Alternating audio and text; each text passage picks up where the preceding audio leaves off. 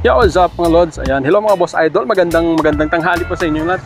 At andito tayo sa may Bugs Sportswear and Fashion Design. Ayan, silipin natin yung mga product po ng Bugs Sportswear and Fashion Design mga Lodi. So, located yan dito sa may Ugak Highway along Patawi Street. So, yan siya mga Lodi. Along Patawi Street lang siya.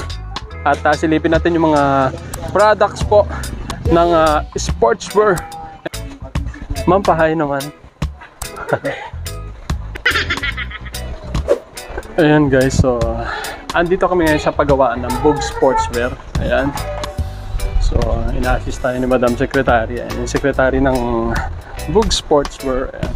Sa mga naghahanap po ng jersey or sportswear or clothing, andito naman tayo ngayon sa production mga Lods. Uy, napakala. Ang laki ng printer nila. Sublimation print na gamit nila mga Lods. So ayan siya. Ayan.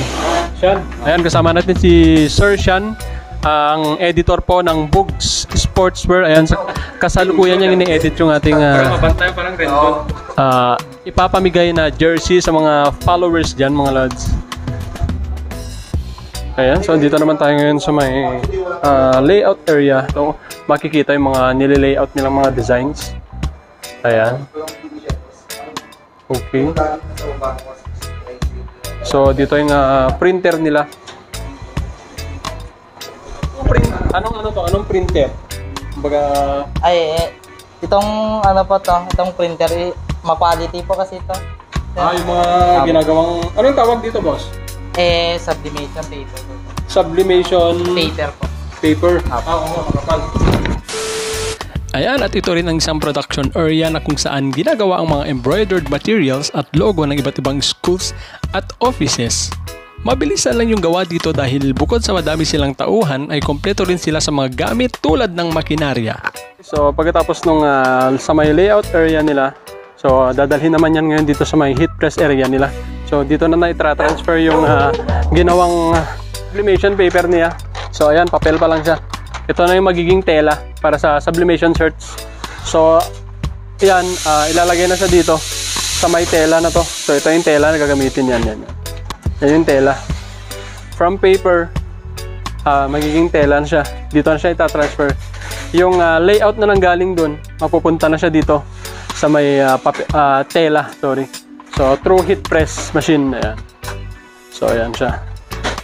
So, ito na yung gagawing sublimation shirts or jerseys. Then after nito, ito na yung gagamitin, itatransfer na sa may sewing machine. So sa may sewing area tayo mga Lods. So ayan guys, dito naman tayo ngayon sa may sewing area nila. Ayan. After nung kanilang sa may heat press area, layout area, so ito na yung pinakalas. Dito natatahin yung mga lahat ng jersey. Ayan, sa mga hindi nakakaalam, nasa 20 mahigit ng kanilang mananahi, kaya naman mabilisan lahat ng mga paggawa at pagtahi ng inyong mga damit. At nasusuplayan na rin nila ang halos lahat ng lugar sa Region 2. Sadya nga naman talagang kalidad ang kanilang gawa dahil karamihan sa kanilang mga kliyente ay pabalik-balik dahil sa tiwala na kanilang mga produktong gawa. At bago matapos ang video na ito ay nais ko lang magpasalamat sa may-ari dahil nabiyayaan tayo ng mga damit na galing mismo sa kanilang produksyon. Kaya naman kung gusto mo ring magkaroon ng damit na galing sa kanila ay i-share mo na ang video na ito at i-follow mo na rin ang kanilang Facebook page at ganoon din sa akin na nandyan sa screen. Maraming salamat sa panonood. Mabalo!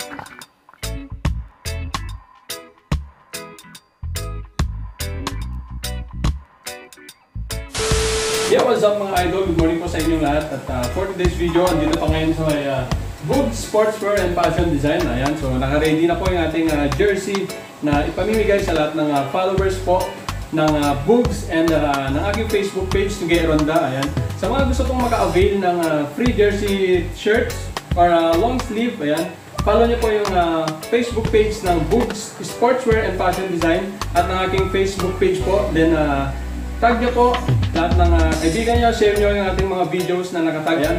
Mamimili tayo ng mga top followers, top sharers ng ating video na to. So please don't forget to follow and share po lahat ng videos.